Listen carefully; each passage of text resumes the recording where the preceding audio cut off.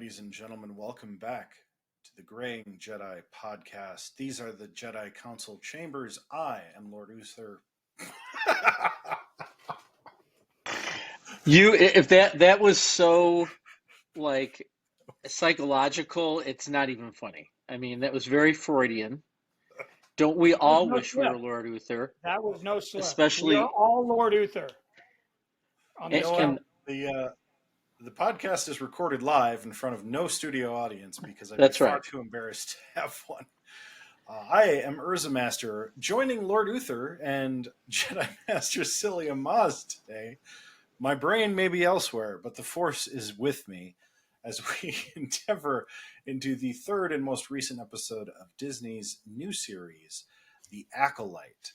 Based, of course, in the Star Wars universe. We recapped a lot of the background last time, and we are into the meat and potatoes of the story of Osha and May, the twin sisters who Jedi Master Psyllium Maas is about to give us a whole breakdown on, and more, with Destiny. Thank you, Jedi Master Lord Uther. Jedi Master UrzaMaster and Jedi Master Lord Uther, and all of you Star Wars fans who are joining us on this brand new adventure into a galaxy far, far away and a long, long, long time ago. Again, close to 100 years before the Phantom Menace unspools in our collective consciousness. Well, if you've been on the internets this week, you certainly have seen your share of reviews and reactions to Episode 3, Destiny. And we're here to try and cancel out all the noise and have you concentrate on the signal. And that's where you'll probably be most justly rewarded for this very bold leap, both forwards and backwards in Star Wars canon and the saga itself. The director of this week's episode is Kogonada, and that is the name that he goes under. He is from South Korea. He will actually do 2 episodes this season, episode 3 and the upcoming episode 7. His big, splashy welcome to Hollywood and everyone's attention was a 2021 picture called After Yang that starred Colin Farrell and this episode's Jodie Turner-Smith. And that was a story about family ties as they try to repair an android son who is malfunctioning in the near future. After Yang, it's a sensitive science fiction. It has echoes of Steven Spielberg's AI, but it's done in a very thoughtful, thought-provoking tone while eliciting genuine emotion and feeling. Kogonada has also directed 4 episodes, and he's the executive producer of Apple TV's Pachinko, which is about 4 generations of a Korean family from 1915 to 1989 who are forced to live in Osaka, Japan, after the Japanese moved through Korea during World War II. And so these are his credentials. He's not a science fiction action genre guy. He's interested in characters. He's interested in thought-provoking discussions, and I think that very much comes to the fore here in this episode. Our writers are Jasmine Flournoy and Eileen Shim. Jasmine has worked on Marvel's Falcon and the Winter Soldier, and Eileen has worked on HBO Max's House of the Dragon, which is coming back to the small screen this very cycle. So they do have some science fiction fantasy credits under their belt. And that's kind of where I wanted to start the discussion, which again has percolated all over chat rooms and forums and podcasts worldwide. This show is landing differently just 3 episodes in. And I think a great portion of that we can point to is that there is a strong female representation, both in front of the camera, which Star Wars has embraced before, but also behind the camera, which, as the saga goes, has not always been up to speed with the rapidly changing zeitgeist and culture. So we've had 3 episodes of The Acolyte air, and we've already had 4 credited female writers on the show already. So 4 writers in just 3 episodes. By comparison, the prequel trilogy was written almost exclusively by George Lucas, and he had some help from Jonathan Hales for Episode 2, Attack of the Clones. But basically, all credited screenwriters for the prequels, men. In the original trilogy, there was 1 female writer credited. Lee Brackett worked on the first draft of Empire Strikes Back, and then she passed away. And what we saw on screen was mostly rewritten and shepherded by Lawrence Kasdan and George Lucas.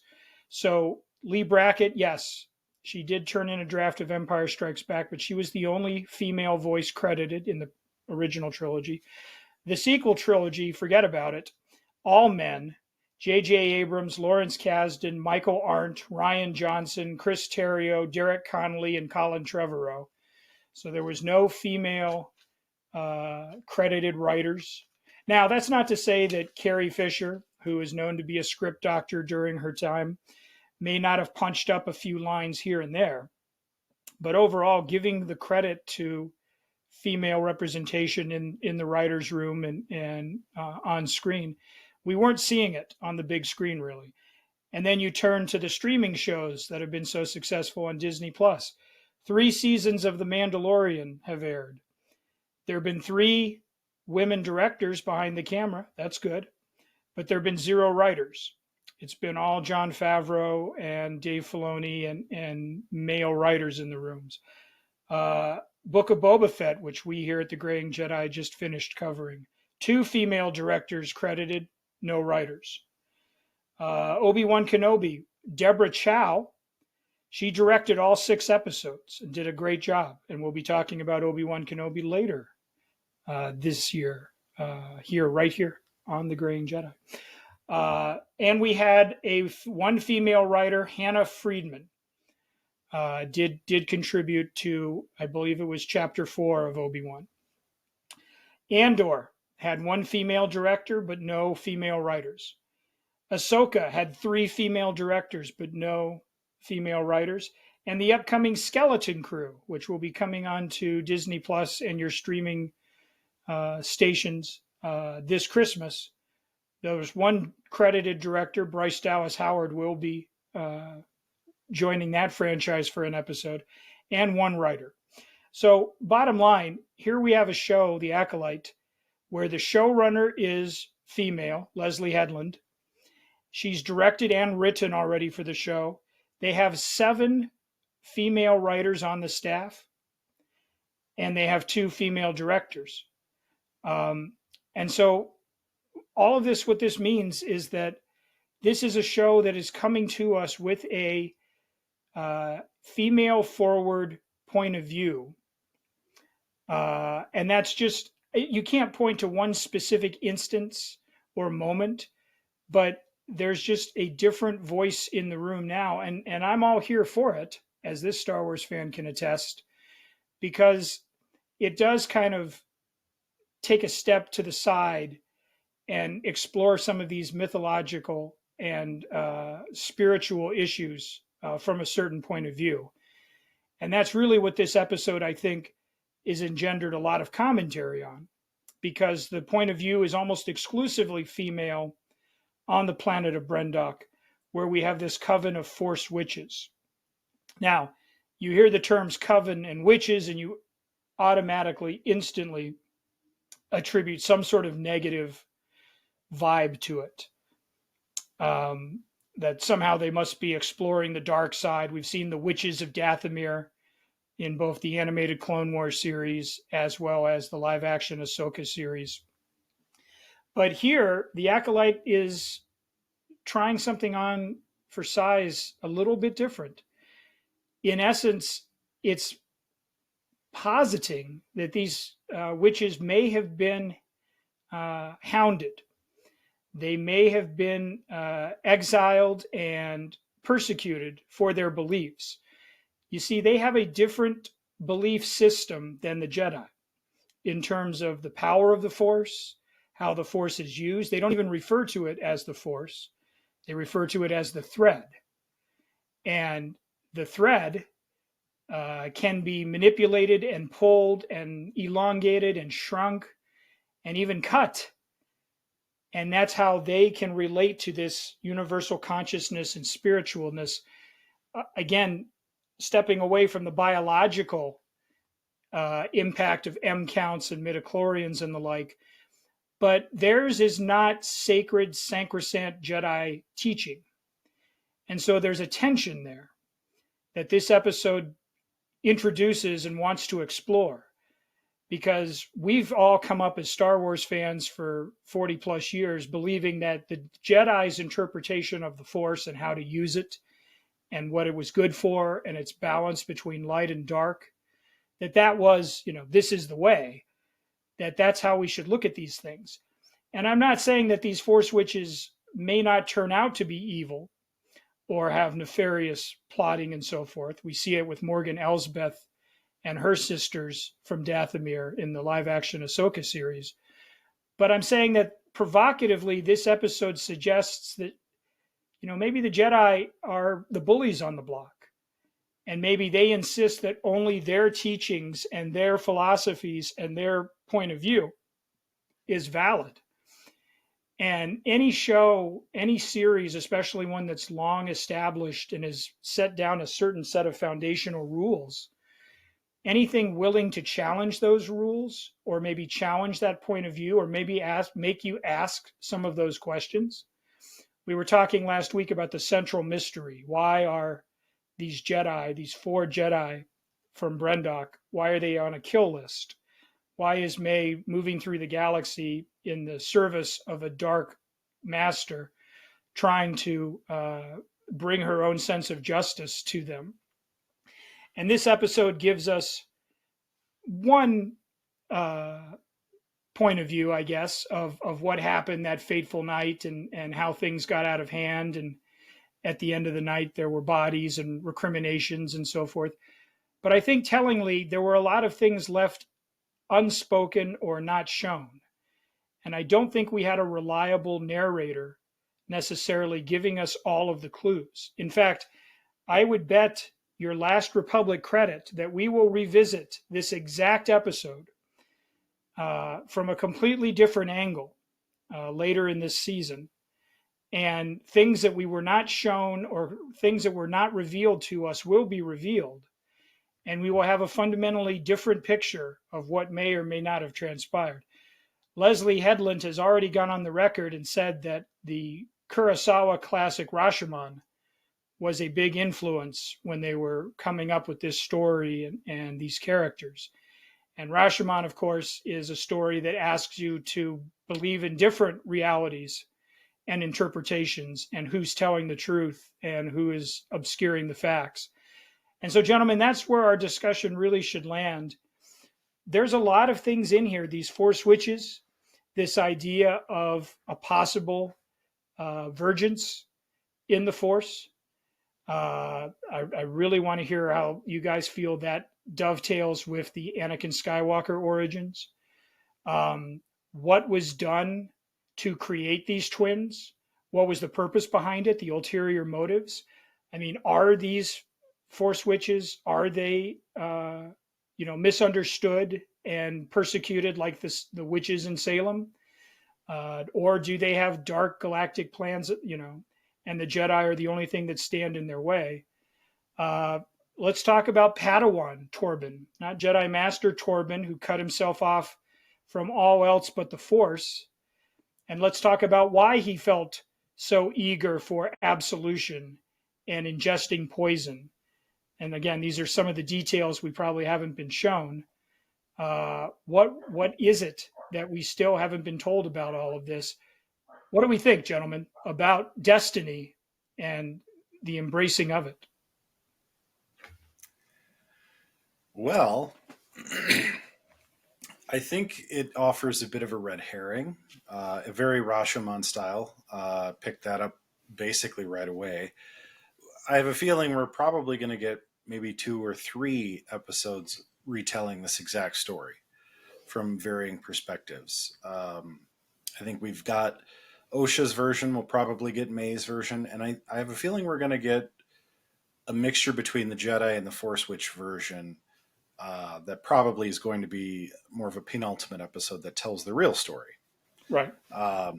And I think it's very easy and oversimple to say that this is a matriarchy versus patriarchy episode. The Jedi being the patriarchy from the point of view of the witches, aka the matriarchy. But I think if you take that and you delve a little deeper, you see that both sides have the exact same issues. The Jedi have a dark underbelly, dark side, and obviously the Force witches are split a little bit on light and dark as well. You have aggressive witches who are very, you have to rule with a firm hand, you have to do this and that to raise the girls properly. Then you get the more motherly, more loving sort of light side of the Force Witch force. So I think fundamentally the nature of the Force on both sides is the same. And the misunderstanding is that the Jedi and the witches are the same, but of two different religions, kind of like, comparing a Christian and a Muslim, which is a pretty cool way of looking at the Force, and realistically kind of what you would expect. If there is this universal power, there's definitely going to be multiple ways it's interpreted throughout the galaxy, if not throughout multiple galaxies, as we see in Ahsoka. So I liked that perspective. From a conception standpoint, when it comes to the twins, like actual conception, not like the idea, I think it's like the forced impregnating again, but it's from another perspective. It's a forced pregnancy, forced, not of the Force. Whereas I think the Anakin pregnancy was probably accidental, at least as far as we know, or it was Palpatine planting that seed. Probably going to learn that somehow through this Acolyte in this series, which probably means our Sith Lord that we're dealing with is probably either Palpatine or one of Palpatine's, underlings that eventually reports back up to him, which if we see Palpatine in this series, I will actually love it because it'll completely vindicate everything I'm thinking about the series so far. Because that feels like a pretty good construct to get us tied back to the original series without feeling cheap. Like I feel like that'd be an interesting way of doing it. Plus, it then ties in Thrawn in the Ahsoka series with why he's able to buddy with the Witches of Dathomir, and that it feels right. That to me is a nice connection, and it also rolls into the idea that this is one big repeating circle, which makes don't tell me what's his name. This is the second time I've forgotten the guy's name in an episode. Like, for all of our fans out there keeping count, the person I'm thinking of is in Ahsoka. Saul. And Ezra. Ball? Ezra. No. Oh no. Ball. Saul. Balin Skull. Wow. We've really we've bridged a few shows there to get to that name. But yeah, I think it makes Balin Skull's story that much more interesting. It also sets up the idea of Grey Jedi, who really fall under neither dictum of religion, which I think is a Joseph Campbell, a mythological, a meta way of looking at the Star Wars universe that tells a compelling story that does not need a Skywalker. So that makes me very excited. From an actual enjoyment of this episode, child actors always irritate me, universally. I will say it was a little bit better played in this episode than I expected it to be when I realized it was a flashback, but it's still child actors, and I was still irritated to some extent. But it was okay. I will say, like, having two boys so close together has given me perspective on this, but like the very antagonistic nature of relatives so close, siblings so close, twins especially, having completely opposite feelings and ideas and desires and destinies is like parents of multiples. Like, I am sure you get this big time. So that redeemed the child actor thing for me because it actually works fairly well. I could really see that being a situation that twins or close siblings will get into, is fighting over their birthright or destiny or however you want to slice it. Um, the one thing I really want to touch on is the female voice. And I think the first article I saw reacting to this episode was from Forbes, and they hated it, which of course they did because they're Forbes. I do think these female forward anything that's getting produced tends to get a lot of unfair hate. Now, is this the strongest Star Wars offering I've ever seen? No. But I think the perspective, the voice, it's all really novel. And to be honest, that's what Star Wars needs. I love watching Luke Skywalker and, Boba Fett, and we get lots of that. I'm ready for something else. I'm ready for something different. It doesn't necessarily mean it's going to be the greatest thing ever, but it's got to be something new. And the people who complain about everything being a rehash or a remake or a regurgitation are the same people that complain that this is a female perspective on Star Wars. And it absolutely is. And it comes across as such, and it's not lost on me. And there are definitely some moments where I'm like, okay. But it's not the female Ghostbusters, which I will go on record and say that I did not watch, but the parts of it I did see, not good. But I will be the first to say I didn't watch it, so I'm not going to pass judgment. But I've heard bad things about it, and I think that while some are probably spot on, it's unfair. So any person out there who's watching this before the episode, 1, kudos to you. 2, spoiler alert. 3, give it a chance, because I used to be of the opinion like I didn't want that new perspective coming in to my established franchise. Like when they said Idris Elba might be 007, I was a little hesitant. I didn't know Idris Elba's body of work. Now that I do, dude would make a kick-ass Bond. Yeah. I mean, let's be real. I don't care what kind of perspective they bring to it. The guy's got chops. Female voices, I mean, we've seen great stuff with directors. The limited writing we've seen is fantastic. I'm excited to see where they take this. Is it earth-shattering so far? No, but how many female Star Trek writers were there? A lot. And a lot of them were absolutely fantastic. But there were a bunch of duds too. So one episode here or there, probably not going to be great, but we might get some real gems out of this. So don't give up on the series. Don't be like Lord Uther and Boba Fett. Give it a chance. Watch it through. Go back. Rewatch it after another series or two. Stuff's starting to connect. We're getting this witches thing that they're weaving in. It's a little cliche, but I do like it. I I think the key is body of work. So it shouldn't matter, in my humble opinion. I'm gonna give you an example.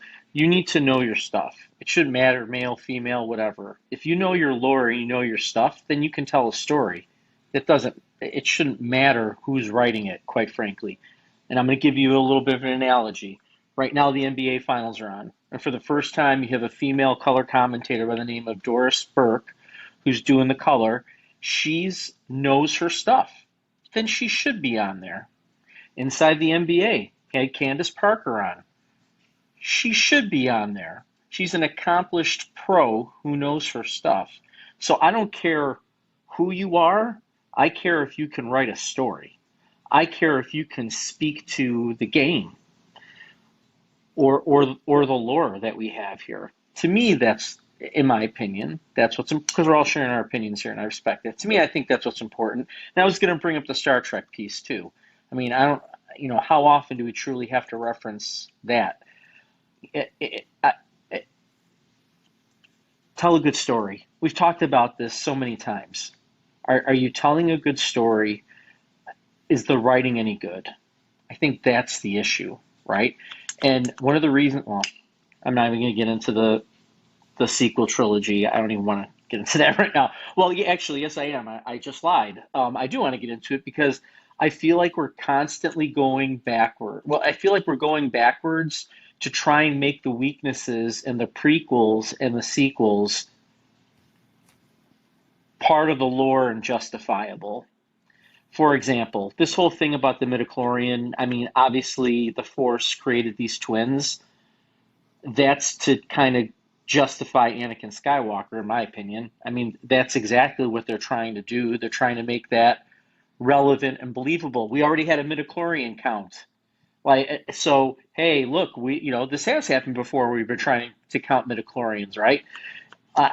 And if you have Palpatine in there to not try to correct the weakness of the prequel or sequels, then I'm fine with that. But you better be a really good storyteller or story writer to make to not have that be impactful or have to make up for those weaknesses. You have Palpatine in there for a good reason, and I don't know what the reason is right now. I think this.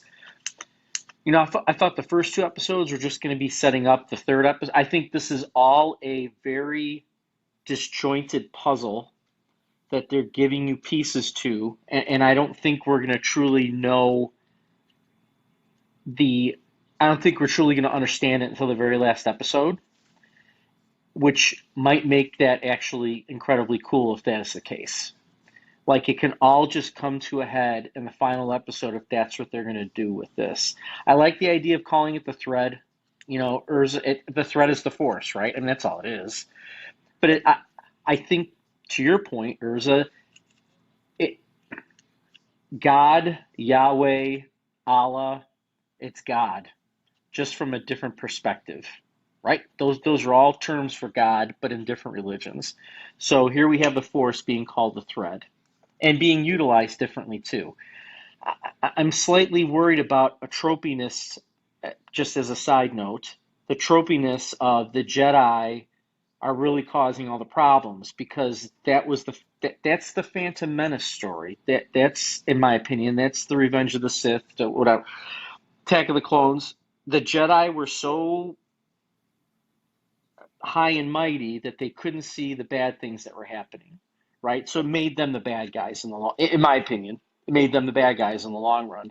I don't want to see that again. I already saw that story. And so, and maybe that's not where they're going with it. If they turn it down a completely different avenue, I will be very impressed. And I'm going to keep giving it a chance, to your point, right? I think that's my lesson that I learned from Book of Boba Fett. I'm going to keep giving it a chance because sometimes the episodes feel disjointed, feel a little disorienting, but maybe that's the whole idea. That could be it. And to quote Forrest Gump, that's all I have to say about that. Excellent. I thought I actually silenced you for once. I was going to be like, oh, let's just end the podcast right now then, because I actually got Psyllium Maas to not say anything. Okay. No.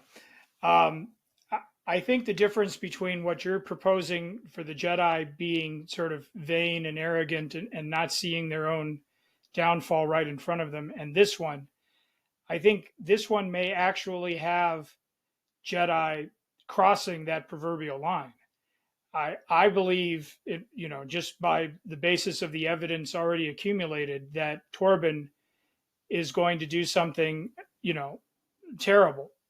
And the fire that may or may not have actually helped along. Again, it's a little bit unclear exactly how all of this played out. Did she have help from Mother Coral, who, so forth? What were the Jedi doing with those witches? How did all of a sudden this fortress of theirs go up in flames, proverbially? And why was all the corpses strewn about? Like, what? We don't have that answer yet. As you say, it is a jigsaw puzzle, and we haven't been shown that piece.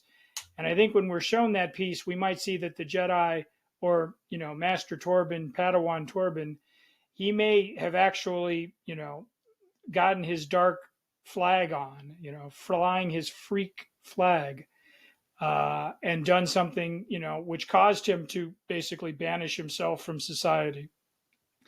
What does Indara know? What does Saul know? There's a collective sense of guilt over something. We don't know what that something is yet. And I think, like I say, that culpability feels different than Yoda and Mace Windu declaring that the Sith can't possibly have returned. Well, So I'm very curious to see how far we will take, the Jedi as actual, instigators or provocateurs or so forth, and who falls on what side of that ledger. I mean, it's great to see Carrie-Anne Moss's Indara, think back to her first lines to May. What are you doing here? Et cetera, et cetera. Like there's something that's there. How does May survive? Like, who saves her? Is it this master? I mean, were they on Brendock? Is this master? You guys have brought up the idea of Palpatine, which is provocative, but is it Mother Coral? Is it her own mother? I mean, is it Mother Anastasia? I mean, that she is not even. I mean, so there's, like we say, we're 3 steps into an 8-part dance, and we need more sheet music to be able to finish this dance here. But I very much want to see what they're cooking up. I'll be as disappointed as anybody if they don't deliver something that's big and splashy, not from a visual effects or battle thing, but something that really lands with a force in terms of the consciousness. This is a big canvas to play on, and I want to see them fill every inch. And like I say, we're going to see this real-time investigation and the kill list. Don't forget about the Wookiee Kalnega on the forest planet of Kofor. That's going to be interesting. Killing a Jedi without a weapon. Like, there's all sorts of threads to pull. A quick thing I want to add in there. I do like the detective-y side that I'm kind of seeing in this. It reminds me a little bit of the kind of Batman I like, which is like this detective trying to sort things out and put it all together. That is something I am enjoying. But I think that speaks to the point of we really don't know where this is going. I mean, we've all kind of said that, right? Like we're really, it's not as straightforward as even Boba Fett was, right? Like we knew Boba Fett was going to be redeemed, and after knew he was going to run Jabba's operation, all that kind of stuff. We saw that coming. Right? That's what's keeping me in this right now. Is I really am not sure what's going to happen. I kind of have a feeling, but it's not very strong, right? It's not really lining up that way. There's too many, like we were just saying, threads or pieces or things that could happen, and that's what's at least keeping me invested in it. And that's awesome in its own right, because how easy is it to have one of these nostalgia shows come up, and you watch it for an episode and you're just kind of done with it. You're like, oh, that's interesting, but I don't need to know Life Without Roseanne on the Roseanne Show. Nothing against that show or Roseanne, but I do like that this does hook your interest. So without further ado, I think we do need to give it Kyber Crystal ratings. I'd like to hear Lord Uther's perspective first, because I think he might have the more unique take on this episode of the group. So Lord Uther, you take us away this time. By the way, I wouldn't be surprised if there was a Sith manipulating something with that fire. I'm just going to throw that out there too. I want to throw that piece in. Okay. Or the Jedi being dead without a weapon. But hey, that's a whole nother story, right? Because none of them had any marks on them. None of them had fire damage. Nothing. Okay. Right. What's my rating? I set that all this thing. I'm going right here. I'm going to go blue because I'm going to go blue this time around. And here's what I mean by that. It's just going to depend what's going to happen in these next couple of episodes. Now, if we go back and do this again at some point and watch it again and maybe talk about it again, that could change my rating of these episodes. because if it's all going to link together to an amazing story. But right now, I'm still kind of on. I'm not sure where it's going to go. And though I keep saying that's been a good point, it makes me nervous as well. It makes me just a little nervous. So with that, I'll throw it to Urza and see what he has to say. Ooh, very interesting. Yeah, I too am going to go hammer handle blue. Um, and I liked this episode because it was unique and it was a different manner of storytelling. And I was engaged the whole time. Like I didn't look away, but I wasn't so absorbed in it that I felt like I was watching Star Wars. I felt like I was studying what I was watching. And I'll say this about Rashomon because the first time I watched it, I literally was studying it for world cinema class in college. I couldn't enjoy it until later viewing. So I agree. I think this could have its viewer rating boosted on a later review. Up front, it feels like a vehicle. I still feel like we're in the expository part of this season. Knowing that it's 8 episodes, I expect that we're going to get some pickup, at least probably next episode, maybe the episode after. But I also could feel like they may just pull the pin on us and say, actually, we're going to tell you all of the perspectives over these 3 episodes. And then on episode 6, 7, and 8, you're going to get all of the fireworks and bing, bam, bamboozle. So who knows? I hope I'm wrong about that because I'd really like it to not be the ending of Clue for 5 episodes. And then I get 3 episodes of, who knows. But if that's the way it goes, at least it's different. So I will stick with my blue rating for now. And I'll just keep it on a visual. This year's Christmas ornament in the Psyllium Maas household, that would be Jedi Master Yoda holding up the roof from Attack of the Clones. And so that is my shout out to the prequel trilogy and Yoda showing great force strength. And Yoda, of course, a galactic green. So there is my rating for Destiny of the Acolyte. And like you said, guys, we're rocketing down a dark highway with the headlights off. And we're just going to see if we smash into something or if it's clear asphalt all the way to Texarkana. Love it. And if you've ever been to Texarkana, it may not exactly be the destination we hope to get in this journey in a galaxy far, far away, but it was a very, very long time ago, so maybe it was better. With that, from the Jedi Council to all fans of the Graying Jedi podcast here, beyond, and in a galaxy far, far away, may the Force be with you.